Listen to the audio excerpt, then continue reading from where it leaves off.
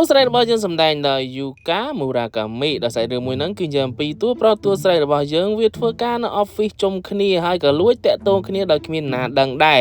រាល់ពេលដែលតួប្រុសរបស់យើងត្រូវមេត្រូវអីស្ដីឲ្យបន្ទោសថាអញ្ចឹងក៏តែងតែមានតួស្រីយើងគឺជាអ្នកលួមលោមថ្នាក់ថ្នមចិត្តបែបថាមិនអោយអាតួប្រុសរបស់យើងហ្នឹងមានអារម្មណ៍ថាកដោចកដែងឡើយអញ្ចឹងណាហើយចរិតតួស្រីរបស់យើងហ្នឹងគឺជាមនុស្ស friendly បែបថាក្នុង office ហ្នឹងពីណាក៏ស្រឡាញ់ក៏ចូលចិត្តដែរហើយអាចរិត friendly របស់តួស្រីនេះហើយវាគឺជាអ្នកនាំរឿងដូចគ្នាព្រោះថាតួស្រីរបស់យើងមិនដែលចេះបដិសេធរាល់សំណើអ្នកណាដែលស្នើមកទេឲ្យតែសុំធ្វើអីចឹងតួស្រីយើងតែងតែជួយបំពេញឲ្យជានិច្ចបែបថា friendly គ្រប់គ្នាគ្រប់អីចឹងទៅសូម្បីតែមិត្តភក្តិតួប្រុសយើងទាំងប្រមាណហ្នឹងក៏តួស្រីយើងខ្នាក់ខ្នក់ជាមួយសូម្បីតែមេហ្នឹងក៏ដោយដែររហូតដល់មានការបែករឿងពីអាមិត្តភក្តិរបស់តួប្រុសហ្នឹងបែបថាអានោះវាមានការទៅខ្ចាយជាមួយពីណាពីណីក្នុង office អញ្ចឹងណាអានោះក៏គ្នាក៏ខំមើលដល់មើលចុះមើលឡើងចំ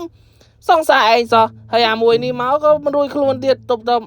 ហើយពីយប់ពីយាននេះទៀតនេះដល់អញ្ចឹងហើយអាតួប្រុសរបស់យើងបានដឹងរឿងគ្រប់យ៉ាងហើយក៏ចាប់ផ្ដើមមកសួរនាំឲ្យតែហ្មងហើយតួស្រីរបស់យើងថាអត់មានណាទេមានតែពួកអដែងក្នុង office នឹងឯងព្រោះតែពួកនោះវាពេលថាសុំជំនួយអីចឹងណាហើយអាមេនោះក៏កិច្ចមិនផុតទៀតណែបែបថាតួស្រីរបស់យើងគឺខ្ចាយលើខ្ចាយគ្រប់គ្នាលើកលែងតែតួប្រុសសែតអត់ញាក់សាច់របស់គេតែម្ដងអសរប៉ស្វែលើចុចឡើងជាលេខកុំភ្លេចទៅ search មើលហើយបើចូលចិត្តក៏កុំភ្លេចចុច like ចុច follow ឲ្យផងធានាថាអែមរបស់គេតែម្ដងអែមខ្លាំងមកណា